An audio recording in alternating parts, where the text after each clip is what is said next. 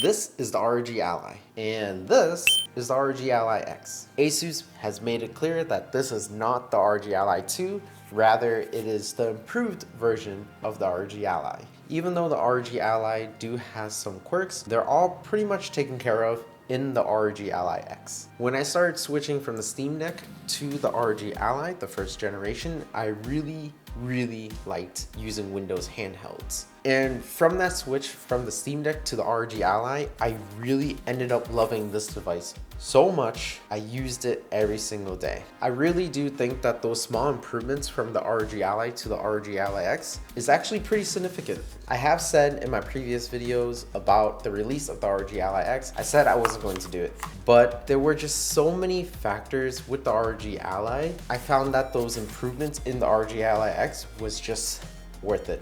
Now, there were some open boxes at Best Buy where we can get it not at the $800 price, but significantly lower, ranging from $600 to $700. So the ROG Ally X was released on July 22nd, and I let the idea of this device sit for about a week or two, and I caved. And I ended up picking it up, and ever since I picked it up and did some slight modifications to it, I can say now that this is my main driver when it comes to Windows handhelds.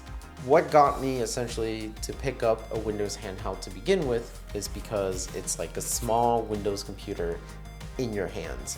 Now, like the ROG Ally, the ROG Ally X does have Army Crate that you would use as the front end launcher, but I do use something separate. I use an app called Play Night. To me, the interface is a lot easier to manage, and I can stick games from different kinds of launchers onto Play Night and essentially have that be a more aesthetically pleasing front end for whenever I turn on the ROG Ally. Now, in the previous video, I did mention some changes and improvements from the ROG Ally first generation to the ROG Ally X, and now I can show them physically. So one of the changes with the ROG Ally X is that it comes in this black sleek shell. Like the Steam Deck, having that black sleek shell is nice, but personally I would rather have the option of opting for the previous color or even this. This black sleek aesthetic is really nice, but part of me do like this white plastic shell instead, just because it does look clean and unique to me compared to other handhelds out in the market. I can say that the ROG Ally X does feel better in the hands. The grips are a lot wider. And I did see that other people had problems where they would leave their pinkies at the bottom of the device, but I didn't really have to. I'm pretty comfortable holding it like this, where my pinky are elevated and put on the grip. And I really didn't have much trouble holding like this for a long time. I do have smaller hands, so maybe that's why the grips fit my hands better. But yeah, so with the ROG Ally X, it is a significant improvement from the ROG Ally, and those improvements might not look very different on the outside, but inside there are significant changes that does improve your gameplay. The XG mobile port on the ROG Ally is replaced with a USB-C port. So now the best thing ever in this improved version, there is 2 USB-C ports, and that makes it awesome whenever you want to connect an accessory and charge the device at the same time. Another thing is that the micro SD card location has been changed. I never had an issue with the previous ROG Ally burning and bricking my micro SD card, but with this change, I'm guessing it's an improvement. Another improvement would be how the back buttons M1 and M2 are too big on the ROG Ally, and whenever people were holding the device, they would touch the button by accident. Honestly, I never had that issue. I usually just leave my fingers either above it or below it, so it wasn't really a problem for me. But in the ROG Ally X, the M1 and M2 buttons are a lot smaller, and because they're a lot smaller, it's a lot harder to accidentally press these buttons. So with the improvement of the buttons on the back being smaller, they are more clickable, so you can go at them at different angles and you still be able to hit that input in. I didn't really have an issue with the previous one, so not sure if this will make a difference to me, honestly. And I don't really use the back buttons, so maybe I can give it a try. My hand mostly avoids it just because I don't need those extra inputs. Though it does look the same as the ROGAllyx, it has been slightly redesigned where the face buttons are a little bit closer to an analog stick, so you don't have to travel as far to hit the face buttons. And these analog sticks have been redesigned and slightly improved where it will last 2.5 times longer than the previous version. They do feel really nice and springy, and you still have the RGB rings around the analog sticks. To me, I don't really know what to do with them, so I do just stick it in one static color. When I want to save battery, I do turn it off, but still the RGB rings are a cool addition. I did notice on the D-pad for the original version, I had a hard time hitting the D-pad on angled directions. With the first ROGAllyx, the feedback to it wasn't as noticeable to me, so I wasn't sure if I was hitting up or upright. But with the ROGAllyx, the D-pad does feel so much better. It feels more tactile as you're hitting up right or up left or down right or down left. So since the D-pad is clickier, I do know that I'm hitting those directionals more accurately. With the previous version, the fingerprint sensor wasn't as quick responding as this one. To me, I don't really use it. After the first attempt, I know that was working a lot faster, but since I do boulder and rock climb, the sensor can never read my finger. So besides the face buttons getting a improvement bump and also the replacement of the USB-C, the biggest reason for me to change over to the improved version of the ROGAllyx is because of battery life. I've always thought it wouldn't be an issue for me because I would always sit somewhere and have the ROGAllyx plugged in most of the time. That would cover me for the gaming session I'm on. But lately I've been considering traveling with the ROGAllyx a little bit more just because I want to play some games that the Steam Deck isn't compatible with. And I always run into the issue of battery. Battery anxiety was just too much of a hassle, and it becomes pretty stressful whenever you're in the middle of a gaming session and then all of a sudden you get that warning. Dang it.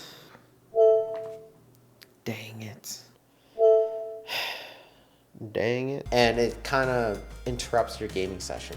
So that's why I kind of opted for the ROGAllyx, and having that 80-watt-hour battery is just a huge improvement in uninterrupted gaming sessions, and you really don't run into any battery anxiety that you might have with the previous version.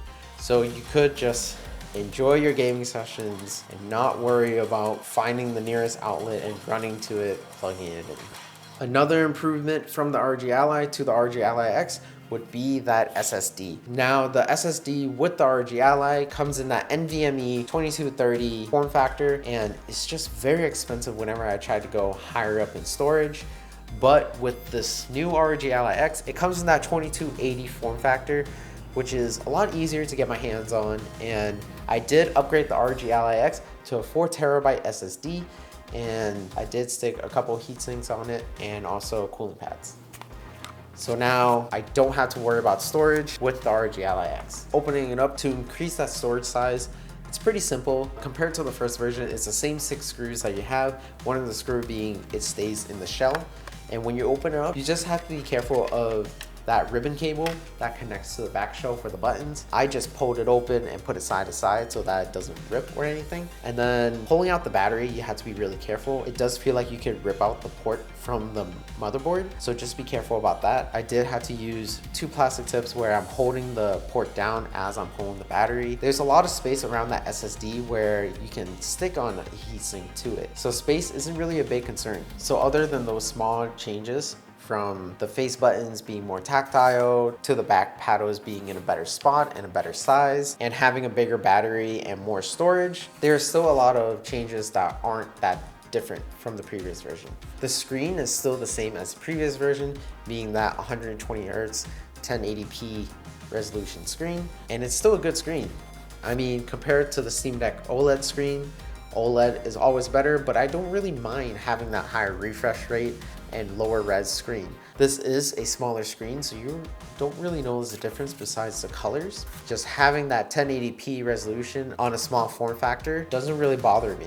Another improvement from the previous version to this version is that the fans are a lot smaller and there are more blades to it. So whenever I play some of the heavier games on the previous version, I do hear the fans a lot.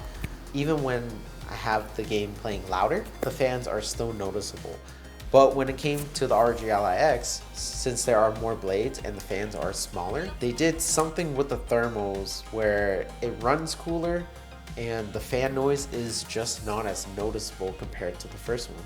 So yes, I caved in and got the ROGAllyx. I just couldn't handle the short battery life with the ROGAlly anymore, and having that extra 12 gigs of RAM just improved a lot of my gaming experience too. Along with that long battery life, it's 80 watt hours, so all the games that I played on the ROGAlly, I can expect double the time and a little bit more with the ROGAllyx. Now, one of my biggest frustrations with the ROGAllyx compared to the Steam Deck would be emulation. Emulation is pretty easy to set up, especially when you're using the Windows version of EmuDeck. It is free, it is easy to set up that part, but whenever I'm trying to put it onto Play Night, it becomes extremely frustrating, and I just end up using a different front-end launcher to launch from Play Night just so I can manage my ROMs from there. It's super frustrating to set up, but it is a do it once kind of thing, you leave it alone. Out of the box experience, it does make the ROGAllyx a little bit harder to recommend, but there are plenty of guides online where you can follow and easily set up emulation if you're into that. Now, the ROGAllyx's main competitor is the Steam Deck. The Steam Deck OLED is a couple years old now, and it's still a very reliable device when it comes to traveling. But then again, there are some compatibility issues with the Steam Deck OLED, so there are certain games that you can't play. And that's one of the reasons why I picked up the ROGAllyx, or Windows Handheld in general. And just like a computer, whatever you can do on your computer, you can do on the ROGAllyx. And that's kind of what enticed me even more to ponder on the idea of picking up the ROGAllyx. Now, the Steam Deck also have a way more friendly user interface, and everything just works right out of the box. Compared to a Windows handheld, you need to start setting things up, updating a lot of the drivers. So the setup process with the ROGAlly can take quite some time. And again, talking about the compatibility of games on the Steam Deck, you can't play games that has their own launchers outside of Steam. But the device that you can play those games outside of Steam would be the ROGAllyx. So that's the ROGAllyx. Is it worth it for $800? I think so. Those small improvements do really add up together and make significant changes to my gaming experience. So let me know down below what you guys think about the new refreshed ROGAllyx. And again, you can always help me out by giving this video a thumbs up and subscribe. Thanks. Peace.